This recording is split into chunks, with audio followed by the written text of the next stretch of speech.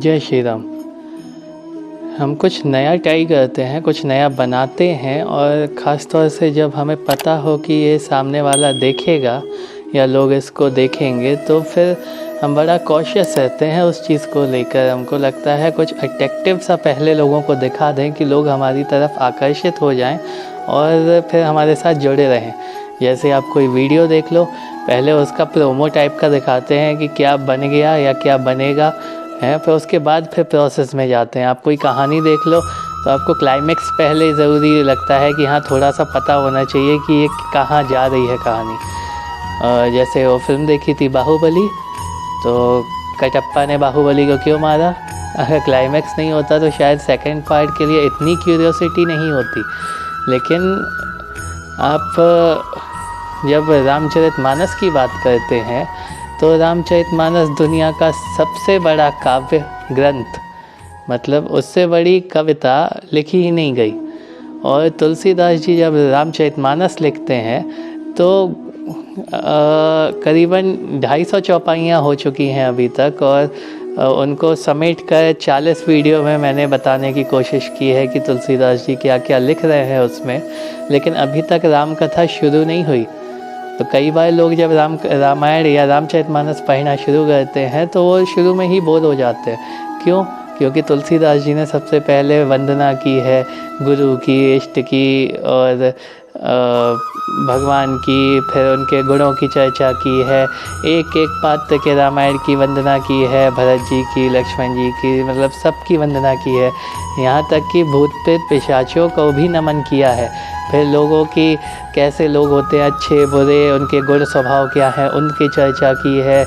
उसके बाद फिर राम नाम की चर्चा की है, उसकी महिमा का वर्णन किया है, राम कथा क्यों सुननी चाहिए उसका वर्णन किया है। इतना कुछ डिटेल में लिखा है, अगर कोई नॉर्मल इंसान पढ़ने बैठ जाए उसको तो कुछ ही पेजों में बोर होकर छोड़ दे कि रामायण तो शुरू ही नहीं हो रही। और हमने अभी 40 से 41वां वीडियो है हमारा, और अब राम कथा में हम प्रवेश करने जा रहे हैं। और देखिए, अट्रैक्शन के नाम पे कुछ भी नहीं है। आप कहोगे ये सारी चीज़ें जो अभी तक हम बोलते आए हैं या रामायण में लिखी हैं वो सब तो हमको पता है, हम सब जानते हैं, तो इसमें देखने पढ़ने का क्या? हमको तो ये बता दो कहानी कब से शुरू होती है, बात ख़त्म है। तो ये जो अट्रैक्शन वाली फ़िलॉसफ़ी है ना, कई बार मैंने YouTube का शुरू में जब इंट्रो वगैरह देखे थे कैसे बनाना चाहिए वीडियो, तो यही आता था कि बिल्कुल अट्रैक्टिव होना चाहिए, लोग देखेंगे नहीं, मतलब पता ही नहीं चलेगा कुछ सेकंडों में क्या बना रहे हो, तो काहे को देखेंगे। लेकिन ये जो एक हम प्रोसेस में चल रहे हैं ना, प्रोसेस के लिए वो धीरे धीरे करना ही ज़रूरी है। हर चीज़ में अट्रैक्शन नहीं लाया जा सकता। राम कथा में भी अट्रैक्शन ऐसे नहीं आता, जब आप उसमें डीपली घुसोगे तब उसके जो स्वाद है, उसका अमृत है, उसको आप चख पाओगे। तो आज का जो वीडियो है इसमें तुलसीदास जी लिख रहे हैं, कीन्ही प्रश्न जेहि भांति भवानी, जेहि विधि शंकर कहा बखानी, सो सब हेतु कहब मैं गाई, कथा प्रबद्ध विचित्र बनाई।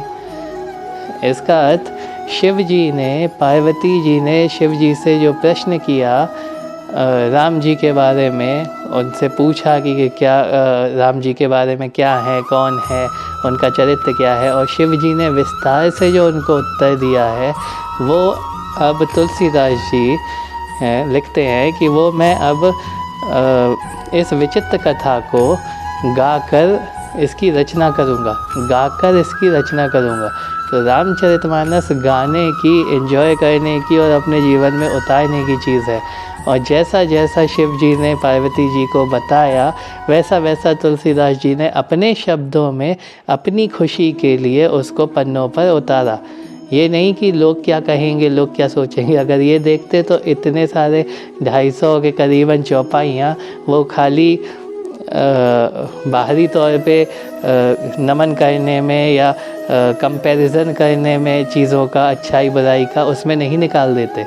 वो तो सीधे शुरू हो जाते कि एक अयोध्या में राजकुमार का जन्म होता है जो बहुत ही शूरवीर हैं, और ये सब मतलब कुछ भी कह सकते थे, कुछ भी लिख सकते थे। लेकिन जो एक फाउंडेशन है जो उन्होंने लिखा है, शुरुआत की है, तो वो बहुत ज़रूरी है क्योंकि जब अच्छाई बुराई और इन सब चीज़ों के बारे में आप जानोगे ही नहीं तो आप जीवन में उतारोगे क्या। पहले बेसिक कंसेप्ट तो क्लियर कर ले। लेकिन समस्या वही है कि हमको उसमें कुछ मिर्च मसाला दिखाई ही नहीं देता है। तो ईश्वर के लिए शब्द होना चाहिए, तसल्ली होनी चाहिए, और जो भी उन्होंने लिखा है उस एक एक शब्द का महत्व पता होना चाहिए। अब देखिए 250 के करीबन चौपाइयाँ हैं। अगर मैं हर चौपाई पे एक वीडियो बनाता तो फिर ये कहानी बड़ी लंबी हो जाती, और कई चीज़ें ऐसी थीं जो कॉमन थीं, जिसको बार बार कहने का कोई अभी औचित्य नहीं है। आप रामायण को पढ़ें, रामचरितमानस को पढ़ें तो उससे आपको समझ में आएगा। एक एक चौपाई को धीरे धीरे समझ के पढ़ें। तो अलग अलग एग्जाम्पल तुलसीदास जी ने दिए हैं, लेकिन वो सब एक ही चीज़ को इंडिकेट करते हैं। इसीलिए जो उन सब में से सबसे ज़रूरी लगा उस चौपाई को मैंने अभी तक उठाया है।